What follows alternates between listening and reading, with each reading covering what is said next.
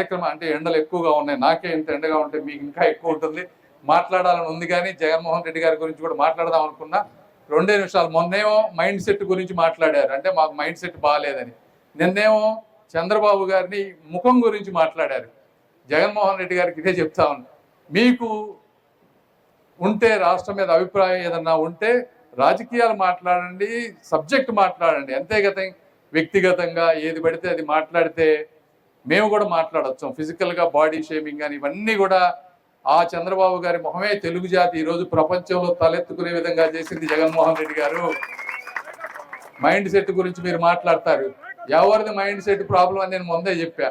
ప్రజావేదికను కూల్చిన mind సెట్టా, లేకపోతే pass పుస్తకాలపై బొమ్మేసుకున్నది mind సెట్టా? ఎవరిది mind set? మాస్కులు అడిగిన పాపానికి ఒక వ్యక్తిని సైకోగా చిత్రీకరించి చంపింది మైండ్ సెట్, ఎవరిది మైండ్ సెట్ అని అడుగుతాను. ఇట్లా 100 మాట్లాడగలం. కాబట్టి మీరు సబ్జెక్ట్ మాట్లాడండి, రాజకీయంగా వ్యతిరేకించండి, కానీ మా నాయకుల్ని కించపరిస్తే మేము కూడా నిన్ను బాడీ షేమింగ్ చేయాలంటే ఒకే ఒక్క మాటతో నిన్ను చంపేయగలను. కానీ నాకు సంస్కారం అడ్డుంది కాబట్టి నేను నిన్ను మాట్లాడనని చెప్పి తెలియజేసుకుంటూ, క్రీడలు అనేది ఈరోజు అత్యంత ముఖ్యమైనటువంటి విషయం. ఎందుకంటే క్రీడలు మనిషిలో ఒక క్రమశిక్షణని, ఒక ఐక్యతని, ఒక చరిత్రకు కూడా పునాది వేసేటువంటి కార్యక్రమం క్రీడలు. ఈ సెల్ ఫోన్ యుగంలో క్రీడలు మర్చిపోవడం వల్ల ఎంత ప్రాబ్లం అవుతుందో మనం అందరం చూస్తూ ఉన్నాం. అయితే అదేవిధంగా ఈ స్టేడియం కూడా విపరీతమైనటువంటి చరిత్ర ఉంది. ఇక్కడ కూర్చున్న వాళ్ళందరికీ తెలుసు, ఆ రోజున ఉన్నటువంటి ముఖ్యమంత్రి గారు కాసు బ్రహ్మానంద రెడ్డి గారు చేసినటువంటిది. అన్న నందమూరి తారక రామారావు గారు ఆ రోజు ఈ స్టేడియాన్ని ఓపెన్ చేశారు 1983లో. అంటే ఆ రోజుల్లో అనేక మంది గొప్ప గొప్ప మ్యాచ్లు జరిగినాయి. కపిల్ దేవ్ కూడా ఇక్కడ ఆడారని చెప్తా ఉన్నారు, అజారుద్దీన్, ఇట్లా అనేక మందిని ఈ ప్రాంతం నుంచి దేశానికి పరిచయం చేసినటువంటి పరిస్థితి. అయితే గత 20 సంవత్సరాల్లో ఇదంతా పాడుపడటం కానీ, దీన్ని చేయడంలో కష్టం అవటం కానీ, నిధులు లేకపోవటం కానీ, రకరకాల కారణాలతో ఆగిపోయింది. అయితే ఈరోజు మొట్టమొదటిసారిగా ఈ ప్రాంతానికి నేను వచ్చిన తర్వాత నజీర్ గారు దీనికి తీసుకురావడం 1-2 సార్లు దీన్ని ముందుకు చేయాలంటూ, అదేవిధంగా అసెంబ్లీలో మాట్లాడటం, మొట్టమొదటిసారిగా మీరు అందరూ కూడా ధన్యవాదాలు తెలపాల్సింది నజీర్ గారికి అని మీ అందరికి తెలియజేసుకుంటా ఉన్నాను. అదేవిధంగా ఈరోజు ఈ కార్యక్రమం అంటే నేను కూడా వాళ్ళు చెప్పింది వాస్తవం, 170 కోట్ల రూపాయలు పెట్టి డిపిఆర్ పెట్టి అంతా చేద్దాం అనుకున్నాం. అయితే ఎంటైర్ ఇండియాలోనే ఉన్న బడ్జెట్ 2000 కోట్ల రూపాయలే ఉన్నాయి కాబట్టి గుంటూరుకి 170 కోట్లు ఇవ్వడం సాధ్యం కాదన్నారు. అందుకని మనం 14 కోట్లు తీసుకొచ్చాం.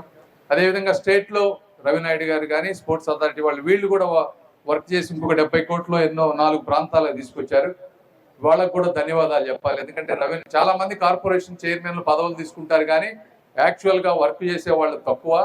రవినాయుడు గారు కూడా ఆ విధంగా అభినందించాలి. యువకులు ఎన్ఆర్ఐల దగ్గరికి వెళ్ళటం కానీ, సిఎస్ఆర్ ఫండ్స్ తీసుకురావటం కానీ, అదేవిధంగా ఢిల్లీ రిపీటెడ్గా రావటం కానీ, వచ్చి స్పోర్ట్స్లో ఆయన మార్కు చూపించాలని వారు కష్టపడతా ఉన్నారు. వారికి కూడా ప్రత్యేకంగా ధన్యవాదాలు తెలుపుతా ఉన్నాను. అదేవిధంగా భరణి గారి గురించి చెప్పారు. వారు కూడా యాక్చువల్గా నాకు 10 రోజులు పని ఉందంటే చేసేద్దాం సార్, ముందు తొందరగా అయిపోతుంది, వర్క్ అవుతుంది అని చెప్పి వారు కూడా ఈ కార్యక్రమాన్ని, అంటే ఇదంతా పాడుబడిన ప్రాంతంలో ఉన్నా కూడా కరెక్ట్ 1 వీక్లో అనుకున్న 1 వీక్ లోపే నీట్గా క్లీన్ చేసి ఇక్కడ శంకుస్థాపన చేశారు. వారు చెప్పినట్టు వారు కూడా స్పోర్ట్స్ ఆడతారు కాబట్టి వారి దగ్గరుండి వారి హయాంలోని ఈ 1 ఇయర్లో దీన్ని మంచిగా ఎక్కడ క్వాలిటీలో కాంప్రమైజ్ అవ్వకుండా అనుకున్న విధంగా కడతారని నేను భావిస్తా ఉన్నాను. తప్పకుండా వాళ్ళు చేస్తారు. అదేవిధంగా అసలు ఈ కార్యక్రమం మొత్తానికి కూడా అసలు ఈ డబ్బులు ఇవ్వటంలో ముందు చెప్పాల్సిన చంద్రబాబు నాయుడు గారు. ఎందుకంటే నేను డిపిఆర్లు చేయించినా కూడా అమెరికాలో ఉన్న నన్ను పట్టుకొచ్చిన వ్యక్తి గౌరవ ముఖ్యమంత్రి గారు నారా చంద్రబాబు నాయుడు గారు. ఆయన ఈరోజు నన్ను తీసుకురాకపోయింటే నేను ఇక్కడికి వచ్చేవాడినే కాదు. అదేవిధంగా మీరు చూస్తే అంటే కూటమి ప్రభుత్వం రాజకీయాలు ఉంటాయి కానీ ఒక సమగ్రంగా డెవలప్ అవ్వాలంటే కేవలం ఇంజనీరింగ్ ఉద్యోగాలు, సాఫ్ట్వేర్ ఉద్యోగాలు కాదు. ఈ రోజున టూరిజంని ఒక ఇండస్ట్రీ లాగా తీసుకుని 50,000 రూమ్స్ వచ్చే విధంగా టూరిజంని, ఈ విధంగా స్పోర్ట్స్ని ఎక్కడికక్కడ డెవలప్ చేసే విధంగా అనేక రకాలుగా గౌరవ ముఖ్యమంత్రి గారు కష్టపడతా ఉన్నారు. అందులో భాగంగానే మేము కూడా ఈ విధంగా వర్క్ చేస్తూ ఉన్నాం. వారికి చెప్పాలి. రెండోది స్పోర్ట్స్ మినిస్టర్ మన్సుఖ్ మండవ్య గారు, అదేవిధంగా మేము ఏది అడిగినా కూడా చెయ్యండి అని చెప్పినటువంటి నరేంద్ర మోదీ గారు, వీరందరికీ కూడా నేను మరొకసారి ధన్యవాదాలు తెలుపుతా ఉన్నాను.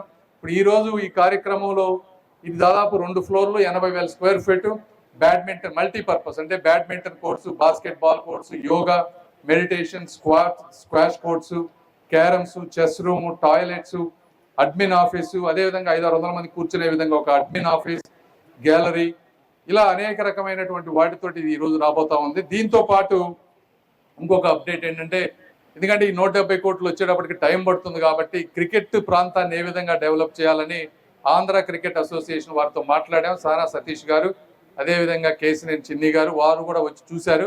చూసి క్రికెట్ స్టేడియం వరకు వారు డెవలప్ చేస్తానని మాట ఇచ్చారు.